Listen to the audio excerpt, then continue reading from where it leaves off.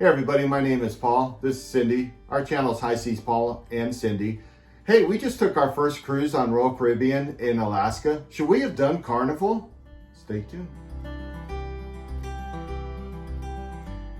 Hey everybody, my name is Paul.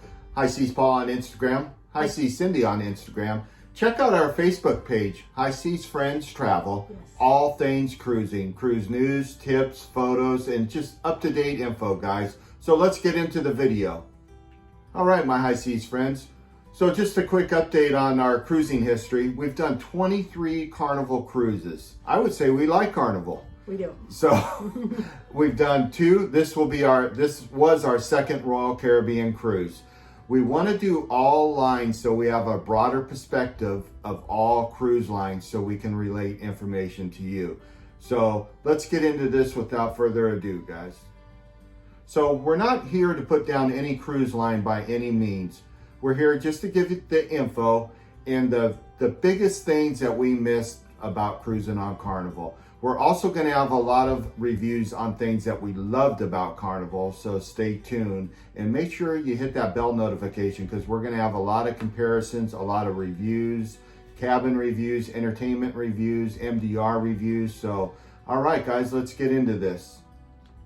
All right, so some of the biggest things that I missed on not cruising on Carnival this time.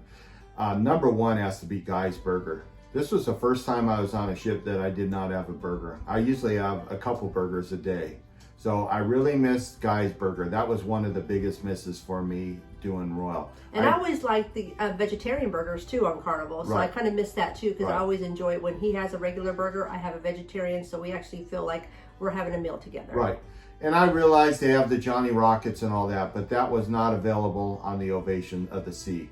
This was just the Ovation of the Sea going to Alaska. And I definitely missed Guy's Burger was the biggest miss for me. And also, you know, I really like the Guy's Pig and Anchors, the restaurants and all that on Carnival. But one thing I also really missed was the Blue Iguana. Oh, I love the blue. Yeah, I really missed my giant breakfast burritos and I missed my High Seas taco salad. If you're a follower of mine on Instagram or Cindy, you've seen the High Seas taco salad where Guys meets the Blue Iguana. So, they have the big salsa bar there too to spice up if you want a little bit spicier or medium, and salsas and all different kind of things. Watermelon, it's really good. So we kind of missed that too on the show. absolutely we missed, guys. A big miss for us on Royal was not having the Sea Day brunch. Carnival does an amazing job on the Sea Day brunch. It's unbelievable. They've got an Aft burger, Cantina burger. They've got a Voyager burger where the egg rolls over. None of these options. Royal did not even have a burger on their lunch menu. No. The lunch menu was very small. The food was very bland. Also, same with the breakfast. It was a very small menu. So, of course, with the Sea Day brunch, I mean, there's so many items, guys, from seafood, salmon, seafood salads to steaks to, it just goes. That's on Carnival what he's talking about. We always had lots of choices on Carnival Right. with many things on the port menus and the Sea Day menus. And every time we went to the Royal breakfast or lunch, everything was full of grease and oil. I didn't like that. And just super bland. Make sure you got salt and pepper handy, and if you like a little chula or a little spice, you might bring, and you might consider bringing a little your own kind of like emerald seasoning or Bobby's, and you know, give it a little extra flavor. They were definitely lacking in the flavor. But if you haven't checked Carnival on their Sea Day brunch, they have a humongous menu, and we've done many mukbang videos on the Sea Day brunch, on the port days, and just the general breakfast. Carnival has a humongous choice, excellent choices, and we did not get a mukbang in this time because we normally do it on brunch or breakfast or lunch, and we order quite a few things and try, but we just did not like the items for breakfast or lunch. Now we have a full review coming on the MDR dining experience, which was completely different, but breakfast and lunch was really a miss, and we definitely missed the Sea Day brunch. And the port day menu, of course, is amazing too. Carnival does an amazing job on their breakfast, brunch, and lunch. They do. And another big thing that I missed that I'm really becoming a big fan of, and I have it multiple times on quite a few ships now, the Mardi Gras, Radiant, stuff like that, is I really, really, really love Shaq's Big Chicken. He does. Yeah, and unfortunately, I was missing that, and I was missing some really big bold flavor burgers.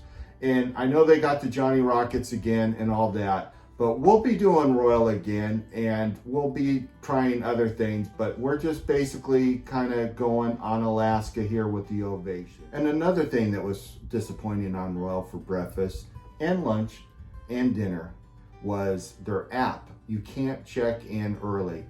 Quite a few times we ran into really long lines at breakfast. Yes. They have 2 restaurants side by side. They only opened one. The line was what, a quarter, maybe an 1/8 mile. It was a lot of people. It was, I mean, it moved pretty quick, but the line was seriously long. I don't know if we've got any footage on that. But what me and Paul like about Carnival, you actually go onto the Carnival app, and before you get to the dining room, you guys actually can check in on your app and put in what time you're ready to check in. You hit the button and you get to sit, relax in a small location and just relax with the family and friends. And then they'll buzz you and say, come on up, your table's ready. But Royal did something different. Yeah, they just basically, they don't have that on the app. They need to get with their programmers and put that on the app. That's a great feature that Carnival offers, because the line was super long. It was a lot of people in a very tight area. And the other biggest issue that I have with it is numerous times while we stood in line one morning, 3 times they came out and tried to discourage us from waiting in line for a dining experience, and they tried to push us into the Windjammer, and they strongly suggested that we go to the Windjammer. I'm not going to the Windjammer. It's crazy. Yeah. So it's even harder to find a seat up there. I mean, mean, we're on a cruise. You're here with your family and friends. You guys want to sit and relax, and not rush in the busy area and train to get your food on a plate and find everybody in a certain location. So I feel if they added that to their app, it would definitely help things out. So, we're just here providing the info, things, maybe if you've been on Carnival and you're thinking about booking Royal, these are some things to think about if you're going to Alaska. Okay, and another thing that I wanted to hit on here is Carnival does offer a lot more included dining options that, Royal would charge a little for. Now, like I said, we did eat in the 270 a lot, but that's kind of like, it's very bland. It's just sandwiches, salads, these real small breakfast burritos. It's just not, very good. I did like the fresh fruit though. And the bagels that go, that you get a bagel and you can put cream cheese and whatever you want to add on it. So it really wasn't a hot, nice breakfast. Right. And that's if you don't want to deal with the Windjammer, which we did not want to deal with the Windjammer. We went up there a couple times, and even the comedian on the ship made fun of the Windjammer 3 times. I heard the cruise director make fun of the Windjammer, and it's a hot mess. I mean, it's crazy. When you try to walk through it, there's just people going everywhere. Like Cindy said, it's hard to get a seat. It's just not a good dining experience. And I also want to hit that Carnival's specialty dining, we normally frequent that a lot. It's a lot more affordable. Royal, I would say it's in a lot of cases double the price. Mm-hmm. So we normally do a lot of specialty dining. We actually had it booked and we canceled it because we've always done MDR. We love MDR, and we wanted to be able to do a comparison review, and that'll be coming up in our next video.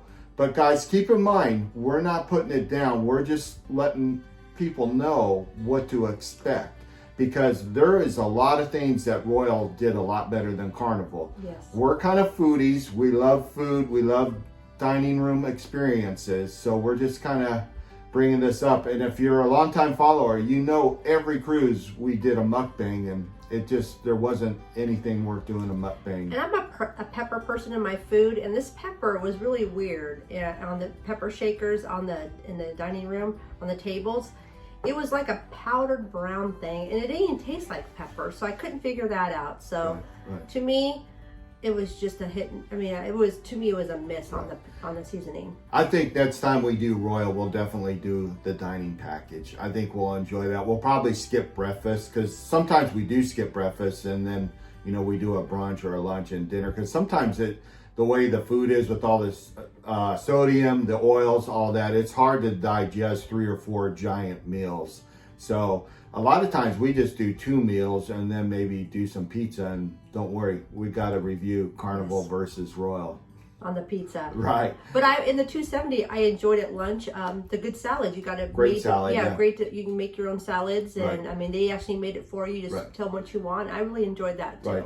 And the beef cutting section was pretty good there. A lot of times I just put the beef on my salad. The biggest disappointment that got old for me was the breakfast burritos were just super small, soggy. It just, you know, I'm used to if you watched our vlogs, you know, we get those big little guana burritos. Yep, and man, those just hit the spot right when you wake up in the morning hungry. And he loves his taco salads with his guy burger on top, his high seas. Yep. You know. So there's a lot of big bold flavors we miss.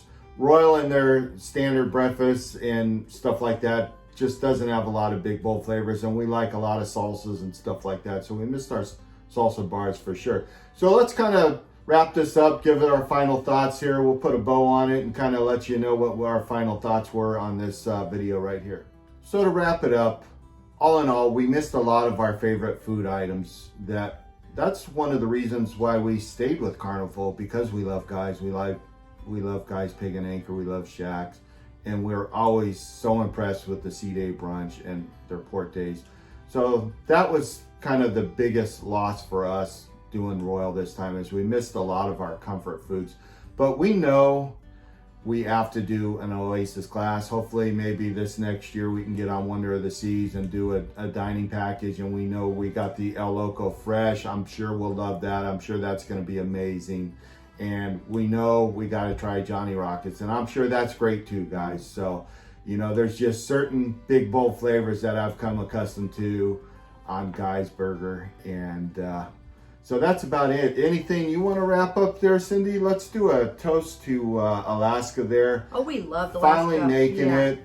Finally getting on Royal again for the first time in about 7 years. Yes. You want to talk about the last ship we went on? The last ship we went on, I think it was was it 2000, maybe 14, 15. We went on Enchantment of the Seas. That was our first Royal Caribbean cruise. It was a 4-day cruise out of Miami. We didn't have a good experience, of course, but we wanted to say, hey, we're going to give Royal another chance. Yeah, because we don't want to be the type of people to judge a ship on one of their lower line class ships, you know. I've got some friends as a matter of fact, I got one friend, he did the Triumph, the very last cruise before they shut it down, to dry dock it and do the $200 million. And he complained about it and this and that. And I'm like, well, why did you book that ship? Don't make that your final review of Carnival by doing the lowest ship. And we didn't want to do that either. And you know, we still feel that we need to take it up to another class, because maybe that'll fit more into our, Right. There was some misses. There's good and bad. We had a great experience. Royal was great. We're just foodies. We love our Carnival food. Yes. So, and I know we're going to love the specialty dining, and I know we're going to probably love El Loco Fresh, and, we're going to love, Johnny Rockets. So, all things positive, guys. Here's a toast to Alaska. Had a great birthday cruise, and so blessed that we were able to do it. We made it back. We're healthy. Everything's going good. Here's to everybody for watching. Thank you for your time. And remember, be kinder than necessary out there. Cheers to Alaska and you guys. Thank you. All right, guys. So make sure you stay tuned and have that bell notification on, because we got a lot of sip and grind videos coming out. I'm trying to get 1 or 2 out a week. We're going to get that going again. We're going to be doing pizza reviews, Carnival versus Royal, which one has the best pizza on my first bite. We also got Schooners versus Alchemy. We've got MDR, evening dining food comparisons, and we've got entertainment. Comedy too. Comedy reviews, and also the embarkation videos coming up, guys. So we got a lot of stuff coming. We got great port reviews. We got off in every port and did something. and explored every port area we could. So, and just our overall impression. So hang in there, guys. We'll get it out there. See you soon on the high seas. Bye. Bye.